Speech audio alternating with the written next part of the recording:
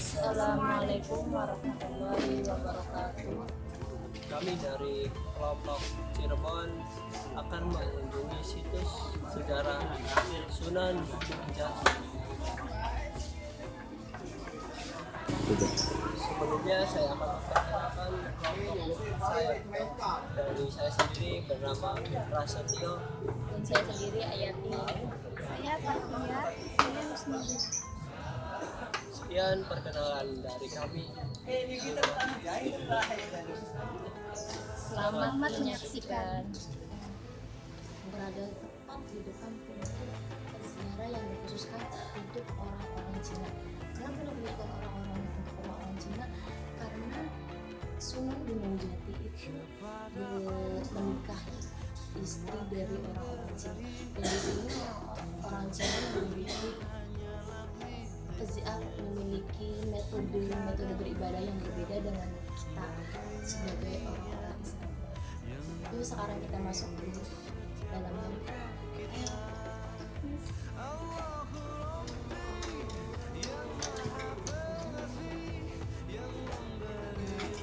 Ini adalah metode yang dilakukan oleh orang-orang Cina. Kalau kita kan metodenya kan, sedangkan orang-orang Cina itu kayak semacam berbeda lah peradabannya dengan kita.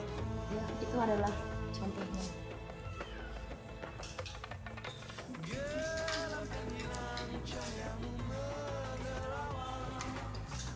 Inilah yang membedakannya. Di sini ada stupa biasa yang digunakan oleh orang-orang agama Buddha. Ya, seperti di sini ini biasa menggunakan semacam dinding tapi di tempat yang peziarah dilakukan.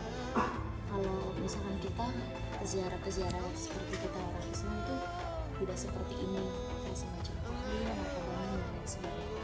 Sedangkan kalau orang Cina itu memakai seperti ini.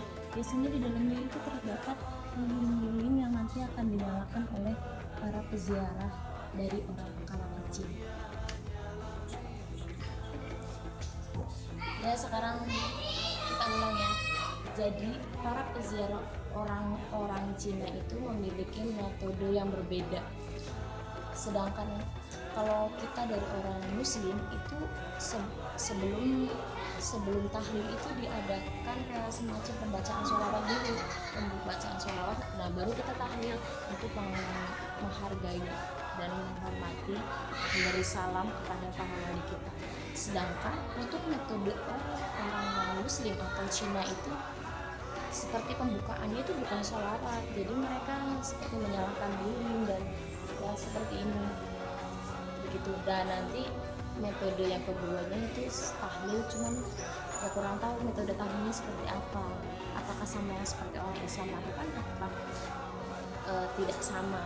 Yang intinya memang tahlil memuji kepada makam yang dimaksud. Sekarang kita berada di bangunan Sunan Gunung Jati. Nah, dari awal kita masuk, di sini terdapat bangunan yang temboknya ada tempelan piring-piring seperti ini. Mengapa piring-piring ini ditempelkan? Karena dikhawatirkan pada zaman dahulu itu ada yang mencuri piring-piringnya. Jadi untuk mengantisipasi hal tersebut, piring-piring ini ditempelkan ke tembok-tembok.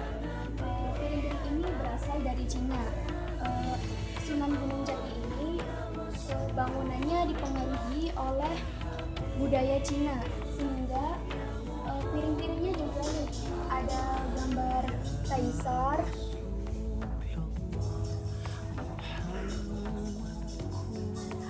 dan bentuk bangunannya juga tidak pada bangunan seperti umumnya yang ada di Indonesia.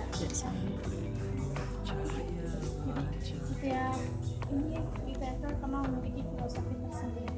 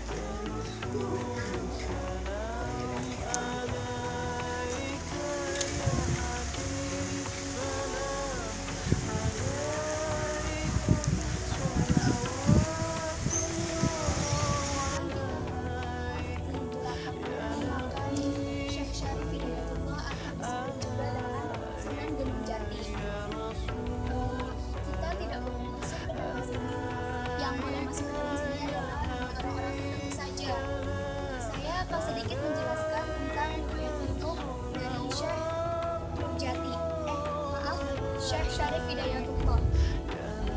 Ayah dari Sunan Gunung Jati ialah Syarif Abdullah. Syarif Abdullah atau disebut juga dengan Syekh Maulana Akbar. Ibunya Sunan Gunung Jati bernama Nyi Rara Santang, yaitu anak keturunan Prabu Siliwangi. Sunan Gunung Jati, ayah Sunan Gunung Jati itu silsilahnya sampai kepada Rasulullah, sedangkan ibunya Nyi Rara Santang silsilahnya sampai ke Prabu Siliwangi. Selanjutnya akan dijelaskan oleh Di sini saya akan menceritakan sejarah Syekh Syarif Hidayatullah, yaitu bermula ketika dua orang saudara yaitu Syekh Pangeran Cakrabuana dan Nyi Rara Santang bermimpi selama 3 hari berturut-turut bertemu dengan Nabi Muhammad. Beliau berdua itu disuruh untuk berburu.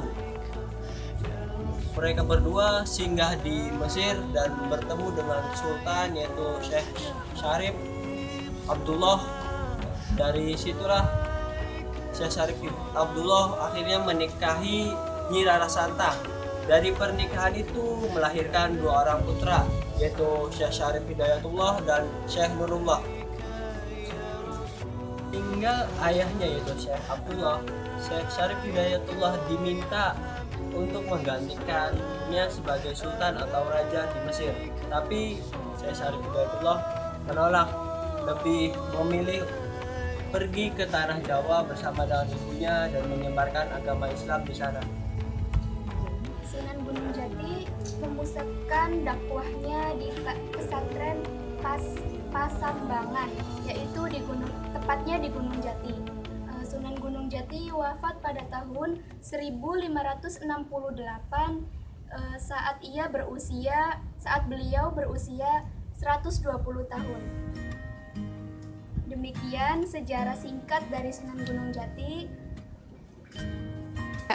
Ya, di sini saya akan melanjutkan pembicaraan atau pembahasan dari saudari Teten Fatihah tadi.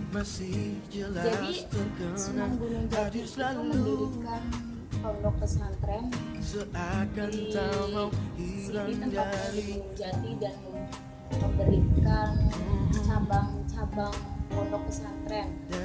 Kenapa banyaknya cabang-cabang pondok pesantren di Cirebon? Karena ada pengaruh dari Belanda.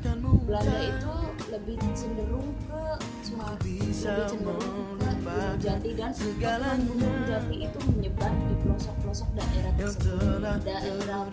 Daerah pondok pesantrennya yaitu Ada Gugupan Cimolingin dan ada pesantren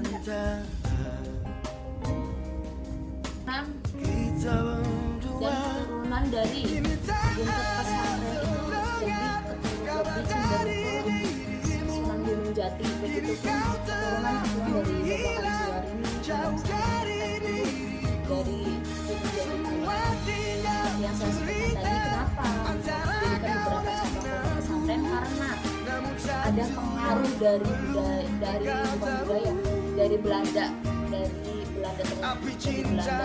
menghadirkan Gunung Jati ya dari sana. Seperti inilah sejarah Sunan Gunung Jati kami dari kelompok Sunan Gunung Jati Cirebon.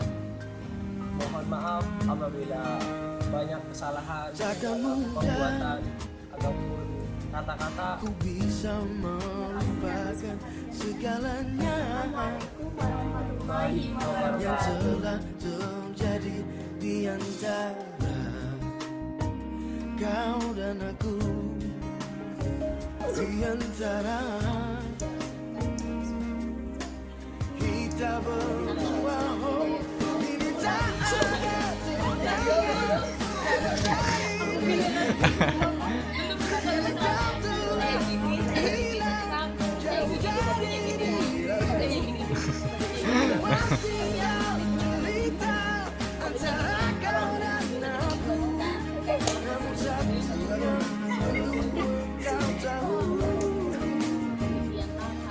api cintaku padamu tak pernah padam. Sebagai apa? tak pernah padamu. Oh, Mohon maaf lahir dan batin. tapi cintaku padamu, yeah. Kini tak ada terdengar kalau dari dirimu. Kini kau telah menghilang jauh dari diriku. Semua tinggal cerita antara kau dan aku. Kamu satu yang perlu kau tahu. Api cintaku padamu Oh iya. tak pernah padam. Formal aja.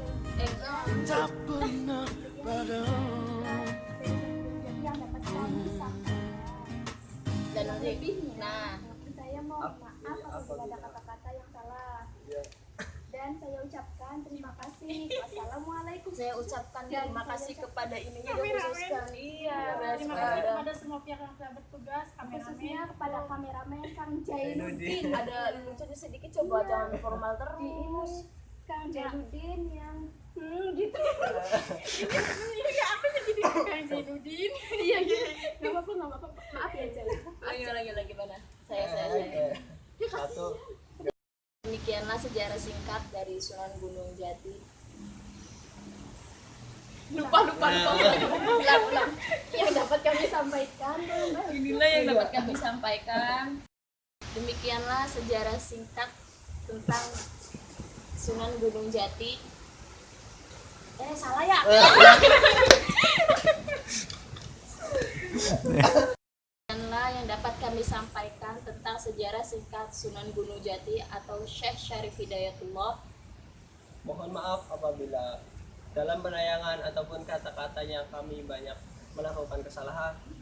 Kami ucapkan terima kasih kepada semua pihak yang telah bertugas, terutama Kang Zainuddin sebagai kameramen.